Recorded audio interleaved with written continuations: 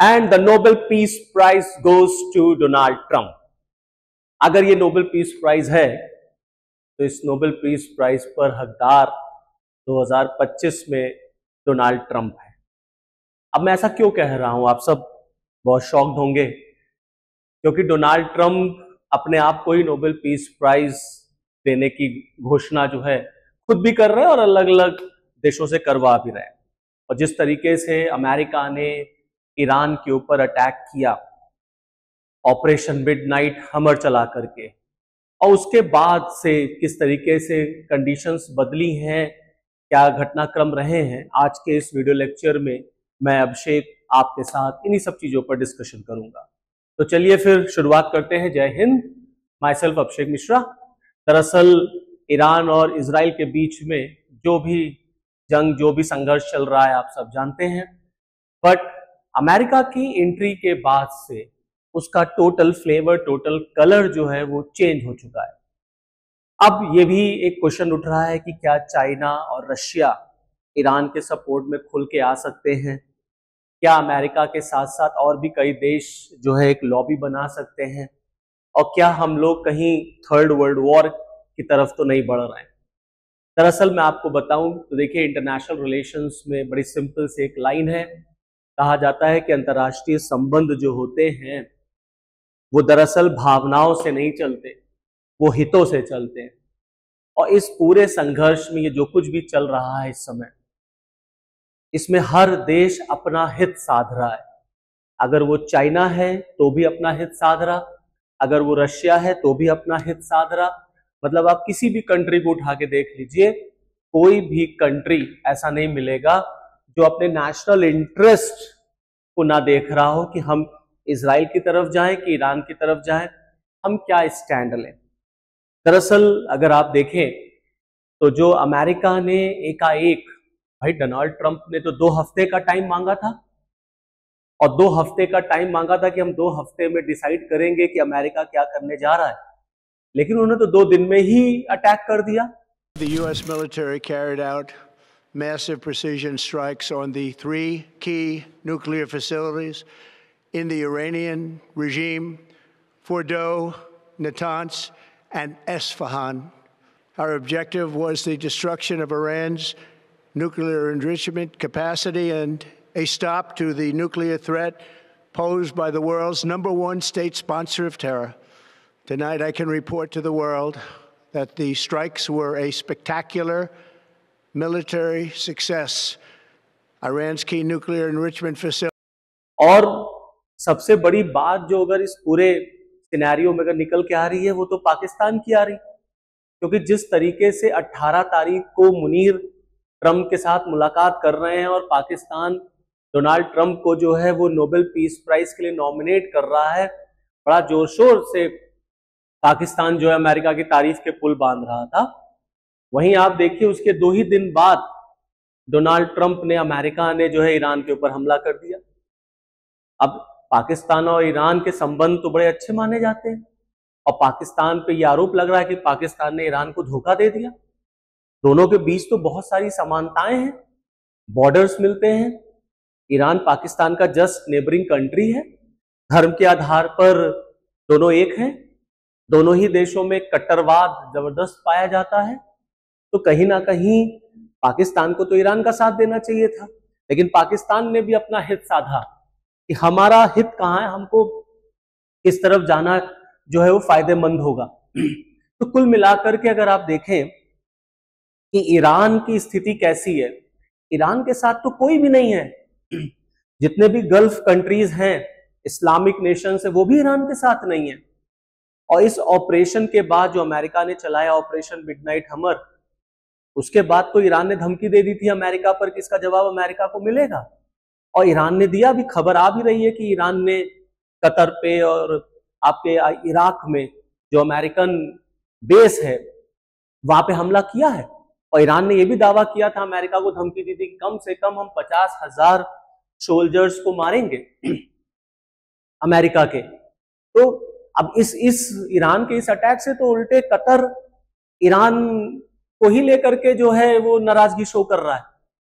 और ये सारा कुछ कैसे हो गया, मतलब अगर आप इन सब चीजों को एनालाइज करेंगे तो आप देखेंगे कि अमेरिका ने कहीं ना कहीं, मुझे तो लगता है कि उसने रशिया के साथ भी अंडर द टेबल डील कर ली कि भाई देखो ऐसा है, हम ईरान पे हमला करेंगे, तुमको यूक्रेन पर जितना जमीन लेनी है यूक्रेन की ले लो, बस यूक्रेन का क्रिटिकल मिनरल्स जो है वो हमारे लिए छोड़ दो।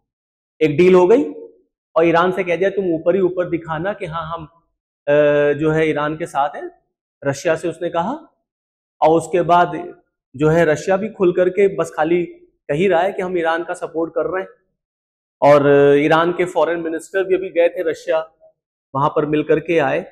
वहां पे पुतिन ने उनसे मुलाकात की, पुतिन ने कहा कि नहीं हम आपके साथ हैं। इस तरीके से चाइना को आप देखिए, चाइना भी जान रहा है कि अगर हमने अमेरिका का विरोध करना शुरू कर दिया तो ताइवान एक इंपॉर्टेंट इशू फिर क्रिएट हो जाएगा। वो बड़ा ही एक सॉफ्ट टारगेट है, सॉफ्ट कॉर्नर है चाइना के लिए।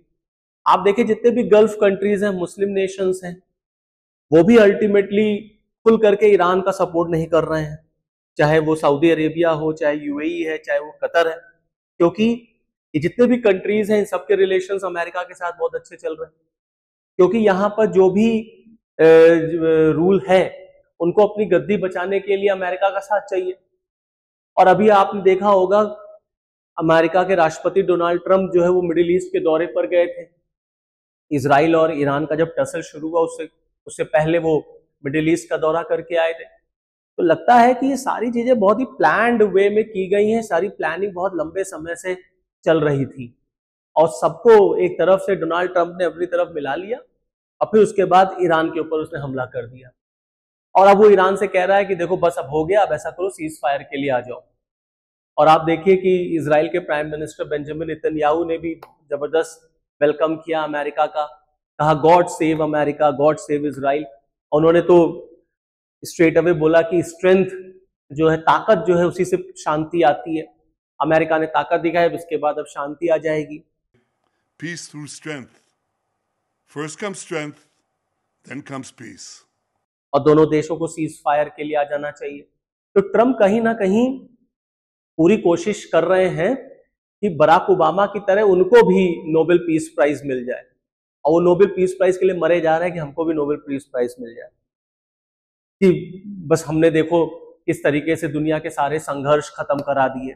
अभी आपने देखा होगा कैसे ऑपरेशन सिंदूर के टाइम पर ट्रंप जो है अपने आप को सारा क्रेडिट दे रहे थे कि हम ही ने इंडिया और पाकिस्तान के बीच में सीज फायर डिक्लेयर कराया।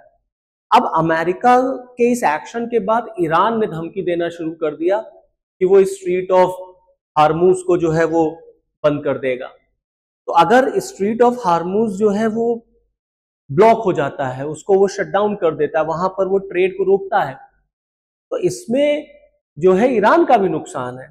क्योंकि मैं आपको ये बताना चाहूंगा कि 20% ऑफ द ग्लोबल ट्रेड जो क्रूड ऑयल का होता है वो स्ट्रीट ऑफ हार्मूज से ही होता है। और स्ट्रीट ऑफ हार्मूज को अगर आप लोकेट करेंगे तो आप देखिए वो पर्शियन गल्फ को अरेबियन सी से जोड़ता है। तो उसका इंपैक्ट बिल्कुल इंडिया पे पड़ेगा, उसका इंपैक्ट चाइना पे भी पड़ेगा, उसका इंपैक्ट यूरोपियन नेशन पे भी पड़ेगा। क्योंकि चाइना जो सबसे ज्यादा क्रूड ऑयल इस समय ईरान से खरीद रहा है, वहां पर उसकी शॉर्टेज हो जाएगी, महंगाई का बम फूटेगा, इन्फ्लेशन का बम फूट जाएगा, तमाम देशों में महंगाई जो है वो एक तरीके से बढ़ने लग जाएगी। तो कोई भी यूरोपियन कंट्री नहीं चाहेगा कि ईरान जो है वो स्ट्रीट ऑफ हार्मूज को लॉकडाउन करे या उसको शट डाउन करे।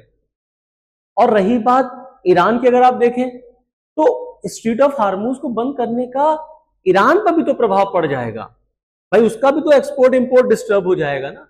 और अगर कच्चा तेल उससे कोई लेगा नहीं तो ऑटोमेटिकली ईरान को इनकम कहां से होगी, और जब ईरान को ही इनकम नहीं होगी तो ईरान लड़ेगा कैसे? क्योंकि ऑलरेडी ईरान की इकोनॉमी जो है अंडर सैंक्शंस है, ईरान का जो एयरफोर्स है वो भी बहुत बुरी हालत में, उसके पास नए जमाने के न्यू जनरेशन के फाइटर प्लेन्स नहीं है, तो वो कब तक लड़ पाएगा? और देखिए वो डायरेक्ट अमेरिका से वो लड़ नहीं सकता क्योंकि बहुत ह्यूज डिस्टेंस है। ईरान के पास ऐसी कोई मिसाइल नहीं है जो डायरेक्ट अमेरिका पे जाके गिरे, तो इसीलिए वो अमेरिका के एयर बेस पे हमला करेगा, जो उसने किया। तो जहां जहां एयर बेस है वहां पर वो हमला करके अपनी नाराजगी, अपनी स्ट्रेंथ दिखाएगा। तो उसने कतर में जो अमेरिका का एयर बेस है वहां हमला किया, इराक में जो एयर बेस है अमेरिका का वहां उसने हमला कर दिया। और यहां पर एक बड़ी इंपॉर्टेंट चीज है आपको जानने की कि ईरान के जितने प्रॉक्सीज थे, अलग अलग प्रॉक्सीज जो उसने क्रिएट कर रखा था इजराइल के खिलाफ, फिर चाहे वो यमन में हुथी ग्रुप हो, चाहे वो इराक में मिलिशिया ग्रुप है, चाहे वो लेबनान में हिजबुल्ला है, चाहे वो सीरिया में है, ये सारे ग्रुप्स भी खुल करके ईरान का सपोर्ट नहीं कर पा रहे क्योंकि इजराइल ने इन सब की भी कमर तोड़ दी। तो कुल मिला करके ईरान को बहुत लंबे समय तक लड़ाई लड़ना जो है वो पॉसिबल नहीं होगा। अगर वो स्ट्रेट ऑफ हार्मूज वगैरह को बंद करेगा तो उससे उसकी भी इकोनॉमी बर्बाद हो जाएगी। फिर ईरान में भी विद्रोह हो सकता है, विरोध हो सकता है, वहां पर हो सकता है रिजीम चेंज होने की डिमांड शुरू हो जाए। तो एक तरफ से ईरान के रूलर को जो वहां पर खमाइनी है उनको भी ये देखना है कि भाई वहां पर बगावत ना शुरू होने लग जाए। तो कहने का कुल मिलाकर के मतलब ये है कि इस पूरे घटनाक्रम में अगर आप देखेंगे तो हर देश कहीं ना कहीं अपना इंटरेस्ट देख रहा है।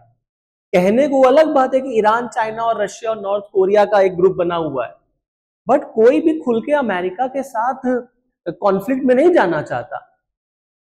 इसी तरीके से आप देखेंगे कोई खुल करके अमेरिका के सपोर्ट में भी नहीं आना चाह रहा है।